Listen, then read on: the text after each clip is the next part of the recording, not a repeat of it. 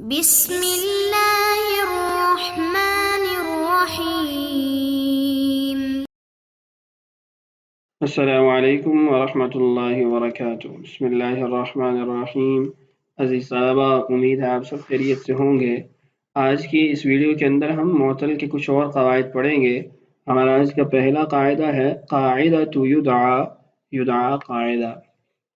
اس قاعدے کا خلاصہ یہ ہے کہ ہر وہ واو جو کلمہ کے اندر چوتھے یا اس کے بعد کسی جگہ پر واقع ہو، یعنی چوتھا حرف ہو یا چوتھے کے بعد کوئی اور حرف ہو اور اس سے قبل ضمہ یا واو ساکن نہ ہو، تو ایسی صورت کے اندر ہم اس واو کو یا کے اندر وجوبی طور پر تبدیل کریں گے۔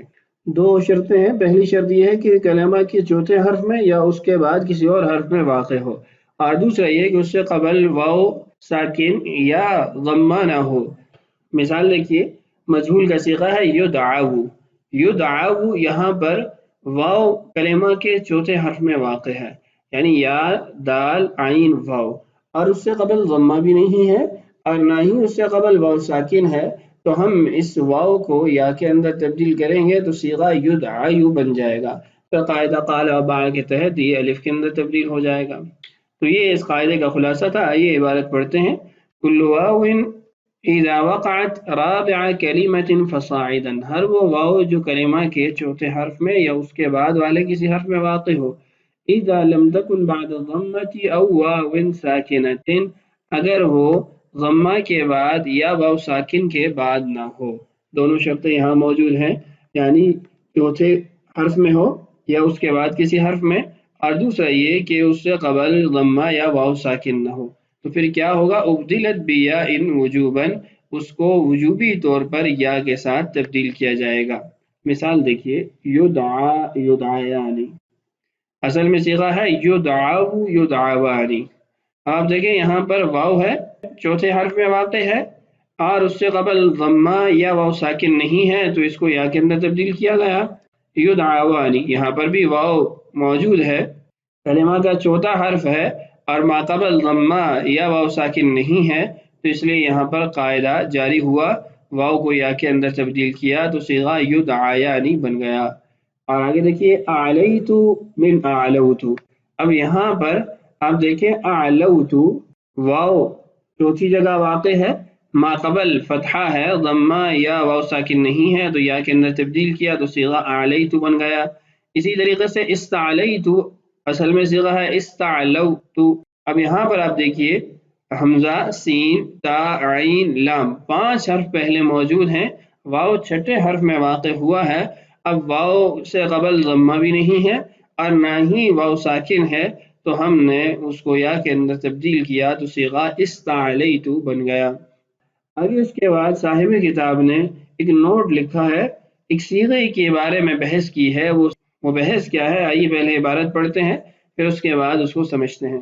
الملاحظہ، نوٹ: عند العلماء المحققين قلب الواو ياء وإدغامها في الياء في مداعي الذي أصله مداعي، جمع مدعاء من مدعاه، اسم الآلة، هو بهذه القاعدة، وإلا فقاعدة سيد لا تجري فيه لأن الياء فيه مداعي مبدلة من الألف۔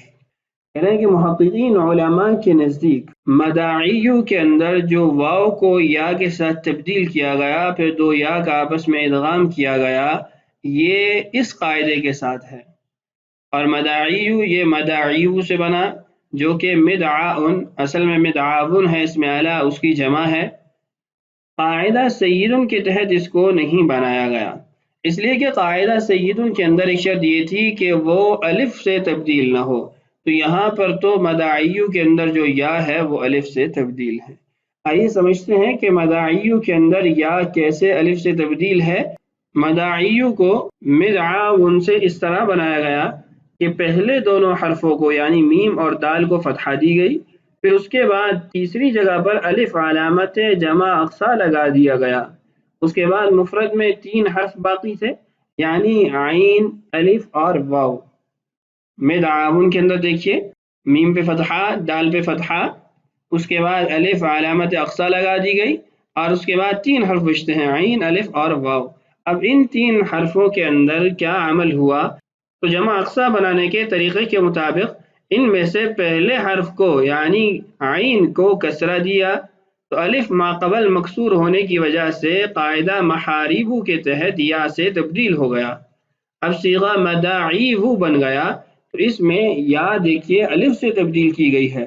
اب مداعیہو جب بنا پھر ہم نے اس کو اس قاعدے کے تحت یعنی قاعدہ یدعا کے تحت یا کے اندر تبدیل کر کے مدغم کیا، اس لیے کہ واو یہاں پر وہ 5 حرف کے بعد آتی ہے یعنی 6ٹی جگہ پر واقع ہے، ما قبل ضمہ بھی نہیں ہے، واو ساکن بھی نہیں ہے، تو اس کو یا کے اندر تبدیل کیا تو 2 یا کا آپس میں ادغام کیا تو صیغہ مداعی بن گیا. تو قاعدہ سید و مرمی یہاں جاری نہیں ہوتا، اس لیے کہ آپ نے دیکھا کہ یہاں پر مدعاون اس کے اندر جو الف ہے واو سے قبل اس کو قاعدہ محاریبو کے تحت یا کے ساتھ تبدیل کیا گیا. سید و مرمی کے اندر تو یہ شرط تھی کہ اس یا کو الف سے تبدیل نہ کیا گیا ہو، تو یہاں پر الف سے تبدیل کیا گیا، چنانچہ قاعدہ سید جاری نہیں ہوگا. تو امید ہے قاعدہ یدعا آپ سمجھ چکے ہوں گے. اگلے قاعدے کی طرف بڑھتے ہیں. قاعدہ الالف المقصورہ، قاعدہ الف مقصورہ کیا قاعدہ ہے؟ الالف الزائدة قبل الف التثنیہ و الف جمع المؤنث السالم تصیر یاء، کہنا ہے الف تثنیہ سے قبل اگر الف زائد آ جائے یا جمع مؤنث سالم کے الف سے پہلے الف زائد آ جائے تو اس کو یا کے اندر تبدیل کریں گے. دیکھیے حبلا یہاں پر الف موجود ہے، اس کے بعد الف اور نون تثنیہ کے اس کے ساتھ مل گئے، حبلا آگے الف اور تا یہ جمع مؤنث سالم کس کے ساتھ جڑ گئے. تو ہم نے کہا کہ جمع مؤنث سالم کے الف سے قبل یا تثنیہ کے الف سے قبل الف زائد موجود ہو تو اس کو یا کے اندر تبدیل کریں گے، تو اس لیے جب ہم اس کو یا کے اندر تبدیل کریں گے تو صیغہ حبلیانی و حبلیات بن جائے گا. قاعدہ بیض وحیکا، قاعدہ بیض وحیکا، اس قاعدے کا خلاصہ پہلے ذکر کر دیتا ہوں، اس کے بعد انشاءاللہ عبارت کا ترجمہ کرتے ہیں. اس قاعدے کا خلاصہ یہ ہے کہ ہر وہ جمع جو فعل کے وزن پر ہو اگر اس کے عین کلمہ میں یا واقع ہو جاتی ہے تو ہم اس یا سے قبل والی حرکت کو کسرہ میں تبدیل کر دیں گے. اور دوسرا یہ کہ ہر وہ مؤنث کی صفت جو فعلہ کے وزن پر ہو اور اس کے عین کلمہ میں یا واقع ہو تو ہم اس یا سے قبل والی ضمہ کو کسرہ کے اندر تبدیل کر دیں گے. تو 2 صورتیں اس کی ہیں. پہلی صورت فعل کا وزن ہو، جمع کا صیغہ ہو اور اس کے عین کلمہ میں یا واقع ہو، اور دوسری صورت یہ ہے کہ فعلا کا وزن ہو، مؤنث کی صفت ہو اور عین کلمہ کے اندر یا واقع ہو. تو ان دونوں صورتوں کے اندر ما قبل والی ضمہ کو کسرہ کے اندر تبدیل کر دیں گے. مثالیں دیکھیے بیضن، اب بیضن یہ بیضا کی جمع ہے، فعل کا وزن ہے، عین کلمہ میں یا واقع ہے. اور حویکا، حویکا یہاں پر بھی آپ دیکھیے کہ یہ مؤنث کی صفت ہے اور اس کے عین کلمہ کے اندر یا واقع ہے، تو ہم ان دونوں صورتوں کے اندر ما قبل والی حرکت کو کسرہ سے تبدیل کریں گے تو صیغہ بیض اور حیکا بن جائے گا. یہ عبارت پڑھتے ہیں. اذا كانت الياء في عین جمع وزنه فعل، جب بھی یا ایسی جمع کے عین کلمہ میں واقع ہو جو فعل کے وزن پر ہو، او فی عین المؤنث وزنه فعلا، یا مؤنث کی عین کلمہ کے اندر واقع ہو جس کا وزن فعلا ہو، تصیر بعد الکسرہ، تو ہم اس کو کسرہ کے بعد کریں گے یعنی اس سے قبل والی ضمہ کو کسرہ میں تبدیل کریں گے. فی الصفہ یعنی یہ جو فعلا ہے یہ صفت ہونی چاہیے. مثل بیض جمع بیضا، بیض یہ بیضا کی جمع ہے، حیکا مؤنث احکا، یہ احکا کی مؤنث ہے یعنی المتبختر فی المشی، ناز و نخرے سے چلنے والی. اصلہما بیض و حیکا، اصل میں یہ بیض اور حیکا تھا لیکن یہاں پر قاعدہ بیض و حیکا کے تحت یہ تبدیلیاں واقع ہوئی ہیں. آگے ایک اعتراض ہے اس کو بھی پڑھتے ہیں. قاعدے کا مزید حصہ دیکھیے. وَتَصِيرُ وَاوًا فِي الْإِسْمِ وِفْقًا لِقَاعِدَ موسق، اسم کے اندر ایسی صورت میں واو کے ساتھ اس کو تبدیل کر دیا جائے گا قاعدہ موسر کے تحت. وَيُعْتَبَرُ اسم التفضیل من الاسماء، اور اس میں تفضیل کو بھی اسماء سے ہی گنا جاتا ہے. مثال دیکھیے طوبا و کوسا، اصلہما طیبا و کویسا.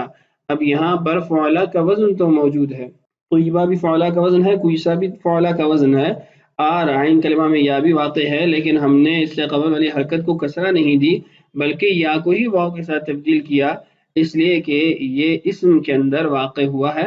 ہم نے کہا تھا کہ اگر صفت ہوگی تو اس کے اندر قاعدہ تو بیض وحی کا جاری ہوگا، بصورت دیگر قاعدہ موصر کے تحت اس کو واو کے ساتھ تبدیل کیا جائے گا۔ اور اسی طریقے سے صاحب کتاب نے یہاں یہ بھی صراحت کی ہے کہ اس میں تفضیل اگرچہ اس کے اندر صفت کا معنی پایا جاتا ہے لیکن یہ اسم کے قائم مقام ہے، کیونکہ اس میں تفضیل الف لام اضافت یا من کے بغیر استعمال نہیں ہوتا، اور یہ تینوں اسم کے خواص میں سے ہیں۔ اس اعتبار سے اس میں تفضیل اہل صرف کے ہاں اسم کے حکم میں ہوتا ہے نہ کہ صفت کے حکم میں، اس لیے یہاں پر قاعدہ موصر جاری ہوگا۔ یہاں یہ بات یاد رہے کہ یہ قاعدہ یعنی بیض وحی کا یہ اصل میں موصر والے قاعدہ سے استثناء کے طور پر ذکر کیا گیا ہے کہ موصر والے قاعدے کے اندر صفت داخل نہیں ہوگی بلکہ اسم کے اوپر وہ قاعدہ جاری ہوگا۔ آج کے سبق کے اندر ہم نے 3 قاعدے پڑھ لیے ہیں، بقیہ قواعد انشاءاللہ اگلی ویڈیو میں پڑھیں گے۔ اللہ تعالیٰ سے دعا ہے اللہ تعالیٰ ہمارے لیے اسباق کی تکمیل آسان فرمائے، اللہ تعالیٰ ہم سب کا حامی و ناصر ہو۔ السلام علیکم ورحمۃ اللہ وبرکاتہ۔